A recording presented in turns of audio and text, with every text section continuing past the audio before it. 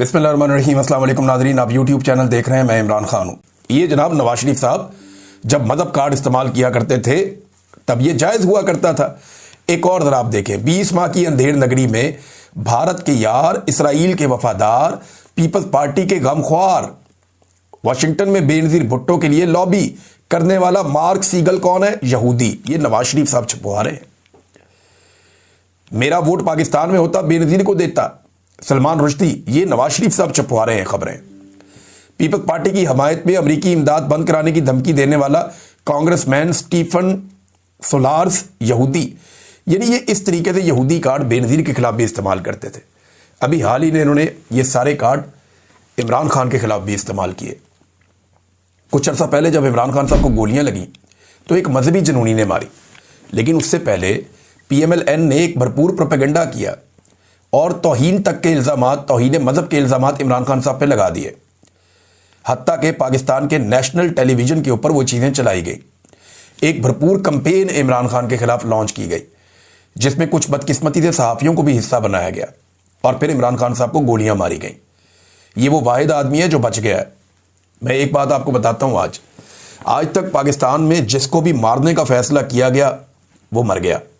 कायदे आज़म मोहम्मद अली जिन्ना वो जांबर नहीं हो सके। फातिमा जिन्ना वो भी इसी रास्ते में मारी गई। लियाकत अली खान वो भी मारे गए। जुल्फ़िकार दी भुट्टो वो भी मारे गए। बेनज़ीर पर हमला हुआ वो भी मारी गई। ज़ियाउल हक पर हमला हुआ वो भी मारा गया। इमरान खान वाहिद आदमी है जिस पर हमला हुआ, उसका खून बह गया, लेकिन वो बच गया। यहां मामला आकर फंस गया। अब इमरान खान को अल्लाह रब्बुल इज़्ज़त ने बचा लिया, वरना इससे पहले जिसको भी कत्ल करने का फैसला हुआ इस मुल्क में वो शख्स कत्ल हो गया। इमरान खान साहब बच गया तो अल्लाह ताला की मर्जी अब कुछ और है। नाज़रीन, जो मामला है इसराइल का उसको लेकर या पाकिस्तानी फ़ौज को भिजवाने का जो मामला है उसको लेकर मेरी इत्तला के मुताबिक फजलुर रहमान साहब को और जमात इस्लामी को कंट्रोल कर लिया गया। ये जो अभी फजलुर रहमान साहब से मुलाकातें हुई हैं, मेरे एक सोर्स ने मुझे ये बताया कि इनमें जो असल कहानी है, जो मोहसिन नकवी साहब मिले हैं या उसके बाद बिलावल मिले हैं और जो दीगर मुलाकातें हो रही हैं, इसमें असल कहानी है इसराइल में पाकिस्तानी फ़ौज को भेजे जाने की। और मौलाना फजलुर रहमान साहब को उतनी ही इजाज़त मिलेगी जितना एहतजाज उन्होंने इससे पहले किया था। यानी जब ये अमन मुआहिदा हो रहा था तो फजलुर रहमान साहब ने छोटी मोटी टुक टक की थी इसराइल को लेके, हल्का फुल्का वो स्टेटमेंट जारी करते हैं, लेकिन वो उससे आगे नहीं बढ़ते जो रियासत की पॉलिसी होती है। पाकिस्तान की मिलिट्री एस्टेब्लिशमेंट जो भी तय कर लेती है, फजलुर रहमान साहब उसके सहूलतकार बनते हैं। वो एक मजहबी, उनका एक तासुर ज़रूर है, वो अपने आप को एक मुजाहिद के तौर पे पेश ज़रूर करते हैं, लेकिन वो एक रवायती सियासतदान है और उन्हें कंट्रोल कर लिया गया है। जमात इस्लामी हम सब पहले ही जानते हैं कि वो एक कंट्रोल्ड पॉलिटिकल पार्टी है, एक प्रोग्रेसिव इस्लामिक पॉलिटिकल पार्टी है और उसका अब कोई ताल्लुक नहीं है ऐसी किसी एक्टिविटीज से जो रियासत के खिलाफ जा रही हो या रियासती पॉलिसी के खिलाफ जा रही हो। वो उसके रास्ते में ख़ास तौर पे जब एस्टेब्लिशमेंट कोई फैसला करती है तो जमात इस्लामी हमेशा उस फैसले के लिए सहूलतकारी फराहम करती है। तो जनाब ये दोनों तो हो गए कंट्रोल। जो दो मजहबी ग्रुप हैं बड़े, यानी फजलुर रहमान साहब का और जमात इस्लामी का, ये दोनों कंट्रोल हो गए। तहरीक लब्बैक को क्रश कर दिया गया। उसके जो दोनों इस वक्त सरबराह हैं, दोनों तो नहीं है, एक सरबराह है दूसरा उसका भाई है, उन दोनों का पता ही कोई नहीं है किधर गए। ज़्यादा शुबा ये है कि वो एजेंसियों की हिरासत में है, जबकि कुछ लोग कहते हैं कि वो दौड़ गए हैं। अगर तो वो दौड़ गए हैं ना, तो फिर तो उन्होंने बेड़े गर्क कर लिया पकड़ के अपनी सारी सियासत का और हमेशा के लिए अपनी शख्सियत का भी। लेकिन इसके इम्कानात कम है। मेरे ख्याल में वो दौड़े नहीं हैं, भागे नहीं होंगे, एजेंसियों के पास होंगे और वक्त आने पर उन्हें सामने लाया जाएगा।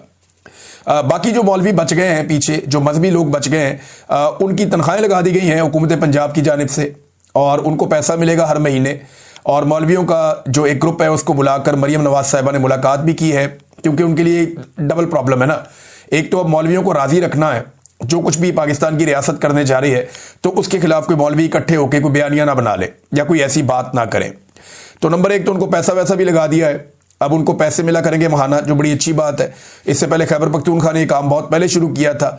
और दूसरा जो है, सरकारी मौलवियों के ऊपर मेहरबानियां शुरू कर दी गई है, जैसा कि मुफ्ती मुनीब हैं, बाकी लोग हैं, इनको बिठा के मरीम नवाज साहिबा यकीन दहानी करवाती रही कि मैं बड़ी मजहबी खातून हूँ, मेरा ख़ानदान बड़ा मजहबी है, हम तो ईद मिलादुन नबी मनाने वाले लोग हैं। क्योंकि ये सुन्नी मौलवी थे ना सारे। तहरीक लब्बैक के साथ जो भी हुआ ये डबल मिशन है। एक तो ये है कि जो इसराइल के अंदर जो उसके साथ मामला पाकिस्तान करने जा रहा है, उसमें ये मौलवी जरा चुप रहे, मुंह बंद रखे अपना, और उतनी बात करें जितनी इनको इजाज़त मिले। नंबर 2 ये है कि जो हुआ मुरीद के में सानिया, उसके बाद एक खतरा भी मौजूद है ना कि कोई रिएक्शन ही ना आ जाए, कोई उठ के कोई हरकत ही ना कर दे। इनकी सिक्योरिटी भी सारी तब्दील की गई है, स्क्रूटनी की गई है, तो अब इनको महफूज बनाना भी एक बड़ा मिशन है, उसके ऊपर भी काम हो रहा है। तो जैसे एक दौर में जनरल बाजवा मिलाद करवा के खबरें चलवाता था ना कि जनाब मैं तो बड़ा सच्चा और पक्का मुसलमान हूं, जब उसे मुसीबत पड़ गई थी इसी तहरीक लब्बैक के साथ लड़ाई के नतीजे में, तो तहरीक लब्बैक ने कह दिया जी जनरल बाजवा जो है वो गैर मुस्लिम है, उसके ऊपर इल्ज़ाम लगा दिया और कुछ इधर उधर की चीज़ें कह दी। तो ये वैसे कोई फैसला करने वाले होते तो नहीं, लेकिन इन्होंने बड़े इल्ज़ामात लगाए। तो उसके बाद जनरल बाजवा साहब जो है वो मिलाद करवा के खबरें चलवा रहे थे। उन्होंने अपने बारे में कॉलम और अखबारात के अंदर तहरीरें लिखवाई मुख्तलिफ लोगों से कि जनाब मैं तो बड़ा सच्चा और पक्का मुसलमान हूँ, और मैं तो जनाब बड़ा सहीउल अकीदा मुसलमान हूँ। तो ये सारी चीज़ें जनरल बाजवा बेचारा कर रहा था। अब ये मरियम नवाज के गले पड़ गया वही सारा कुछ के मगरबी आकाओं को खुश करने के लिए इन्होंने जो कुछ मुबैना तौर पे किया, अब ये एक खौफ में है कि पाकिस्तान में जो अवामी अक्सरियत है वो सुन्नी मुसलमानों की है और उन्हीं के उलमा इकराम ज़्यादा बड़ी तादाद में है। अब जो कुछ हुआ वहाँ मुरीदके में, उसके बाद सबको अपनी अपनी फिक्र पड़ी हुई है, और बदकिस्मती से खौफनाक खबरें आने के बावजूद पूरे मुल्क में कोई एक आवाज़ भी अभी तक नहीं उठ सकी। मरियम नवाज ने मौलवियों को दीन पढ़ाया, उसने दीन की बहुत सारी बातें की, बल्कि वो दबे लफ्ज़ों में तहरीक इंसाफ पे और तहरीक लब्बैक के ऊपर जो है वो करती रही, तनकीद भी करती रही, और वो ये कहती थी जी ये हथियार बना लेते हैं और इस्तेमाल करते हैं और शिद्दत पसंदी होती है। तो मैं आपको दिखाता हूँ कि शिद्दत पसंदी क्या होती है। ये चंद अखबारात की कटिंग्स हैं, इनको अगर आप देखें तो आपको पता चलेगा कि एक्चुअली शिद्दत पसंदी इस मुल्क में PMLN ने कितनी ज़्यादा फैलाई है। ये ज़रा एक अखबार देखें, ये नवाज शरीफ साहब के दौर की बात है। पीपल्स पार्टी के खिलाफ अमेरिका, हिंदुस्तान और इसराइल पीपल्स पार्टी को इक़्तिदार में लाना चाहते हैं। IGI पाकिस्तान और दो कौमी नजरिया बचाओ की जंग लड़ रहा है। 24 और 27 अक्टूबर को अवाम बद किरदारों को मुल्क से निकलने पर मजबूर कर देंगे, शाहिद खकान अब्बासी। अब ये इस किस्म की खबरें उस दौर में अखबारात में लगवाई जाती थी। नवाज शरीफ की बातें सुने आप। 24 अक्टूबर मुहिब्बान रसूल सल्लल्लाहु अलैहि वसल्लम की फतह और गुस्ताखान रसूल सल्लल्लाहु अलैहि वसल्लम की जिल्लत का दिन होगा। ये जनाब नवाज शरीफ साहब जो हैं वो अपनी तहरीक इस तरह चलाया करते थे कि खुद को कहते थे कि हम हुब्बे रसूल के अंदर है सल्लल्लाहु अलैहि वसल्लम, और ये जो मेरे मुखालिफिन है ये गुस्ताखान रसूल है, ये गुस्ताख रसूल है। मजहब का इतना बड़ा हथियार नवाज शरीफ खुद इस्तेमाल करता था। IGI की कामयाबी के लिए खाना काबा में दुआएं हुई हैं और बेनज़ीर की कामयाबी के लिए इसराइल और अमेरिका में दुआएं मांगी जा रही हैं। अगले वीलॉग में आपको बताऊंगा। अब तक के लिए इतनी, अपना ख्याल रखिएगा, अपने चैनल का भी। अल्लाह हाफ़िज़।